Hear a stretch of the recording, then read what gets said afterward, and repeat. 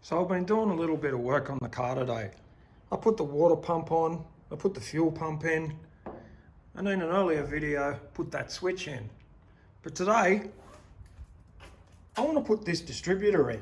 The engine's really not ready, but I want to see what it looks like.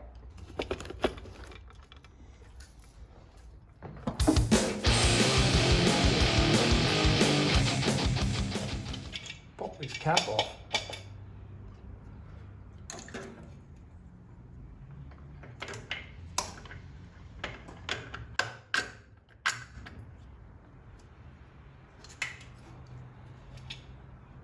Like I said, not really ready to start this motor yet. I just wanted to see what it looked like.